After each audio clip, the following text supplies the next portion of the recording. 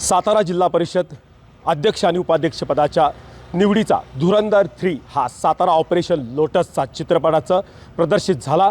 त्यानंतर या चित्रपटाला 5-6 दिवस होऊन याचा संपूर्ण जोरदार चर्चा विधिमंडळात उमटली आणि याचाच पडसाद संपूर्ण महाराष्ट्रभर उमटत असतानाच आता भाजपचं ऑपरेशन लोटस हे सक्सेस झालं असल्याचं चित्र सध्या संपूर्ण सातारा जिल्ह्यासह महाराष्ट्रात पाहावयास मिळत आहे। नमस्कार, मी इम्तियाज मुजावर आणि तुम्ही पाहताय मुंबई तक। साताऱ्यात राष्ट्रवादीच्या सदस्यांनी एका राष्ट्रवादीच्या सदस्याचं अपहरण केलं आणि त्यांच्या 2 सदस्यांवर गुन्हा दाखल झाला। काल महाबळेश्वर न्यायालयाने त्या दोन्हीही राष्ट्रवादीच्या सदस्यांना जामीन अर्ज त्यांचा मंजूर केला आहे। 50,000 रुपयाचा जामीन मंजुरीवर त्यांची त्या ठिकाणी जामिनीवर मुक्तता केली आहे।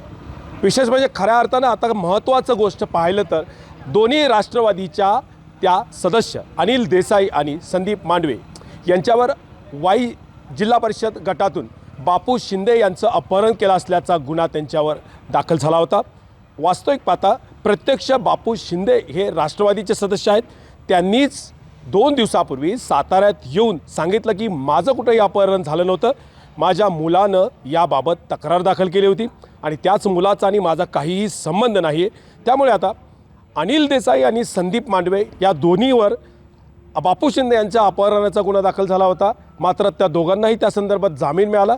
आता प्रत्यक्षात खऱ्या अर्थानं बापू शिंदे यांनी सांगितलं की या अपहरणाच्या पाठीमागं माझं अपहरणही झालं नाही, मुलाने माझा संदर्भात खोटा गुन्हा दाखल आहे, त्या मुलाचा माझा काही संबंध नाही।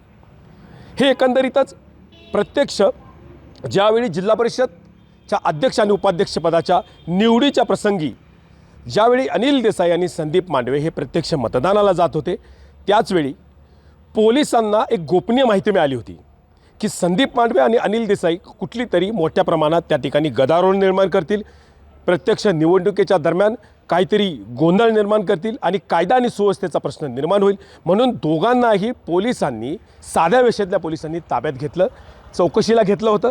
दरम्यान ही चौकशी खऱ्या अर्थानं ज्यावेळी पोलिसांनी अनिल देसाई आणि संदीप मांडवे यांना ताब्यात घेतलं, त्याचवेळी उपस्थित असणारे शंभूराज देसाई जे पालकमंत्री साताऱ्याचे आहेत, त्याचबरोबर मदत पुनर्वसन मंत्री हे जे मकरंद पाटील हे देखील साताऱ्याचे मंत्री आहेत, या दोघांनीही तात्काळ त्या दोघांनाही पोलिसांच्या ताब्यातून हिसकावण्याचा प्रयत्न केला। मात्र पोलिसांनी या दोन्हीही ज्या सदस्य आहेत यांना सदस्यांना चौकशीसाठी ताब्यात घेतलेलं आहे। आता पोलिसांनी या संदर्भात चौकशीच्या अहवालामध्ये या ठिकाणी ही घटना नमूद केली असल्याची माहिती समोर येते आहे की अनिल देसाई आणि संदीप मांडवे प्रत्यक्ष मतदानाच्या वेळी काहीतरी मोठी घटना करतील, काहीतरी त्यांच्याकडून मोठा क्राईम घडेल, म्हणून दोघांनाही चौकशीसाठी ताब्यात घेण्यात आलं असल्याने याबाबत कुठल्याही परिस्थितीमध्ये संदीप मांडवे यांनी बापू शिंदे यांना मोठ्या प्रमाणात धमकी दिली होती आणि असा कुठलाही प्रकार होऊ नये म्हणून पोलिसांनी ताब्यात घेतलं होतं, असे अहवालामध्ये त्या ठिकाणी एका आयोच्या तपासामध्ये काही घटना समोर असल्याची माहिती समोर येत आहे। एकंदरीतच ह्या घटनाक्रमाचा ट्विस्ट लक्षात घेता जिल्हा परिषदची निवडणूक ज्यावेळी जाहीर झाली त्यावेळी भाजप, शिवसेना आणि राष्ट्रवादी ह्या वेगवेगळ्या तिन्ही पक्ष लढले होते। एकंदरीत ह्या तिन्ही महायुतीतले पक्ष आहेत, मात्र साताऱ्यात परिस्थिती वेगळी होती। भाजपच्या 27 सीट्स निवडून आल्या, शिवसेनेच्या 15 सीट्स निवडून आल्या आणि राष्ट्रवादीच्या या 20 सीट्स निवडून आल्या। एकंदरीतच 37 अशी सदस्याची मतदारसंख्या असणाऱ्या राष्ट्रवादी आणि शिवसेनेचा अध्यक्ष आणि उपाध्यक्ष होणार अशी चर्चा मोठ्या प्रमाणात सुरू असतानाच भाजपने मात्र ऑपरेशन लोटस हे यंत्रणा राबवली आणि शेवटच्या टप्प्यातच भाजपने गेम पलटी केला।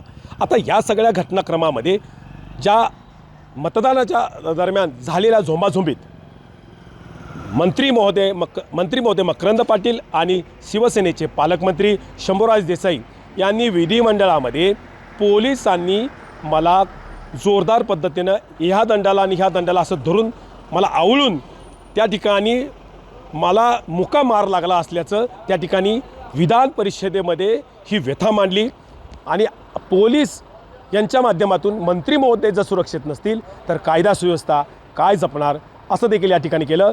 निलंबनाची मागणी केली। 100 पोलिसांसह साताराचे पोलीस अधीक्षक तुषार दोशी यांचं निलंबन करावं अशी देखील मागणी केली होती। सभागृहामध्ये शिवसेनेच्या ज्येष्ठ नेत्या त्या नीलमताई गोरे यांनी उपसभापती यांनी थेट पोलीस अधीक्षक तुषार दोशी यांच्यासह 100 पोलिसांचं निलंबनाचे निर्देश दिले। मात्र हे निर्देश हे एकंदरीतच ज्यावेळी मुख्यमंत्री यांनी त्यांच्या भाजपच्या नेत्यांच्या समोर आले त्याचवेळी उपसभापती नीलम गोरे यांनी दिलेले निर्देश हे काही ब्रह्मविधान नाही असं थेट सांगत त्यांनी ह्या निर्देशाला स्थगिती दिली आहे। सध्या मोठ्या प्रमाणात तिन्ही महायुतीतल्या या नेत्यांची एकंदरीत देवगिरीमध्ये बैठक झाली, वर्षा बंगल्यावर बैठक झाली आणि एकंदरीतच तिघांच्याही या महायुतीतल्या तिन्ही पक्षांच्या वरिष्ठ नेत्यांनी एकमेकाला बरोबर संवाद साधत चहा पार्टी करत त्या ठिकाणी हा वाद साताऱ्यातला हा जो मोठा राजकीय वाद निर्माण झाला होता तिथे पडदा पडला असल्याचं सांगण्यात येत आहे। दरम्यानच्या काळामध्ये साताऱ्यात मोठ्या प्रमाणात शिवसेनेच्या नेत्यांनी निदर्शने केली, सातारा जिल्हा प्रशासनाच्या विरोधात घोषणाबाजी केल्या, त्यांचं निलंबनाची मागणी केली। ह्या सगळ्या खटाटोप लक्षात घेता साताऱ्यामध्ये सुरुवातीपासून ते आत्तापर्यंत लक्षात घेता हे सगळं प्री प्लॅन्ड आहे की काय असं देखील शंका व्यक्त करण्यात आली। डे वनपासून भाजपचे ग्रामविकास मंत्री जयकुमार गोरे आणि बांधकाम विभागाचे मंत्री शिवेंद्रसिंह राजे भोसले या दोन्ही नेत्यांनी डे वन पहिल्या दिवसापासून भाजपचाच जिल्हा परिषदेचा अध्यक्ष होणार असल्याचं ठामपणे सांगितलं होतं।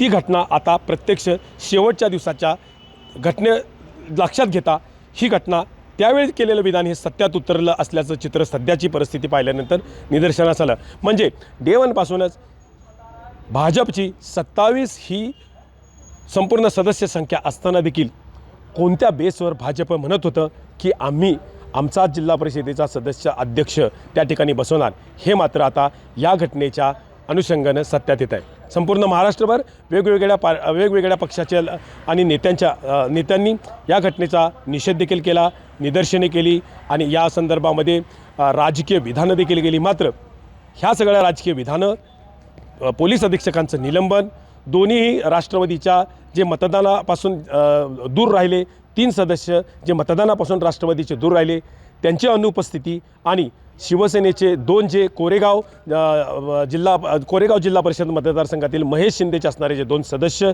ते अशा एकंदरीत 5 सदस्यांची अनुपस्थिती आणि भाजपचा विजय या सगळ्या गोष्टींची गोळाबेरीज केली तर ऑपरेशन लोटस हे सक्सेस झालं असल्याचं सध्या सातारा जिल्ह्यात बोललं जात आहे। एकंदरीतच आता शंभूराज देसाई यांची आणि राष्ट्रवादीचे मकरंद पाटील या दोन्हीही मंत्री महोदयाची भाजपच्या आगामी काळात नेत्यांबरोबर किती जमेल, पुन्हा एकदा महायुतीच्या वरिष्ठ पातळीवर दिल्या गेलेल्या आदेश हे आपण एकत्रित राहू, एकमेकांचे भाऊ आणि आपण एकत्रित राहू असं सातारा जिल्ह्यात होतं आहे का काय असे देखील आता सातारा जिल्ह्यातली जनता आगामी काळात पाहणार आहे।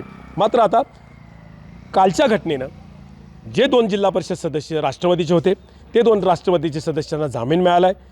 एकंदरीत बापू शिंदे जे स्वतः ज्यांचं अपहरणाचा गुन्हा या 2 राष्ट्रवादीच्या सदस्यांवर होता आणि स्वतः बापू शिंदे यांनी माझं अपहरण झालं नसल्याचा खुलासा पोलिसांच्या समोर केला आहे। मात्र नेमकं अपहरण ही नाट्य नेमकं कुणी घडवलं आहे, अपहरण करायला नेमकं कुणी सांगितलं होतं, गुन्हे दाखल करायला नेमकं कुणी सांगितलं होतं, या पाठीमागं मास्टरमाइंड कोण, या पाठीमागची घटना घडवणारा नेमका करता करविता कोण, हे मात्र आता सातारा जिल्ह्याच्या जनतेच्या समोर न कळण्याइतपत साताराची जनता ही या संदर्भामध्ये न कळण्याइतपत हे साताराची जनता ही इतकी पूर्णतः समज आणि पूर्णतः सजग आहे। साताऱ्यातल्या जनतेला नेमकं सगळं माहीत आहे, हे पब्लिक आहे, सब जानती है। मात्र आता सध्या जिल्हा परिषदेवर अध्यक्ष भाजपचा झाला आहे, उपाध्यक्ष देखील भाजपचा झाला आहे। येणाऱ्या निवड समिती देखील सभापतीच्या निवडी आहेत, या सभापतीच्या निवडीत कारण भाजपचीच सत्ता असल्यामुळे निवडी देखील कदाचित भाजपच्याच होतील। वरिष्ठ पातळीवर काल झालेल्या मुंबईतल्या झालेल्या बैठकीत दोन्ही उपमुख्यमंत्री आणि मुख्यमंत्री आणि असणारे मंत्री महोदय यांच्या झालेल्या बैठकीत कदाचित महायुतीच्या इतरही घटकांना आगामी जिल्हा परिषदेतल्या सभापतीच्या आणि या सगळ्या निवडीमध्ये संधी देतील असं मला वाटतंय। मात्र शंभूराज देसाई आणि मकरंद पाटील या संधीला स्वीकारतील की नाही स्वीकारतील हे देखील आता पाहणं महत्त्वाचं ठरणार आहे। साताऱ्यातील धुरंधर 3 ऑपरेशन लोटस ही यंत्रणा भाजपने मात्र सक्सेस केली, गेम पलटवला आणि भाजपने सातारा जिल्ह्यातली सामदाम दंडभेद ही पूर्णतः घटना ताब्यात घेतलेली आहे। त्यामुळे आता सगळं जे वादळ निर्माण झालं होतं ते वादळ आता शांत झालेलं आहे. आता वादळाच्या नंतर राजकीय नेत्यांचं मनधरणी आणि राजकीय नेत्यांची समन्वय हे कशा पद्धतीनं सातारा जिल्ह्यात जनता पाहेल हे मात्र पाहणं आता महत्त्वाचं ठरणार आहे. इम्तियाज मुजावर, मुंबई तक, सातारा.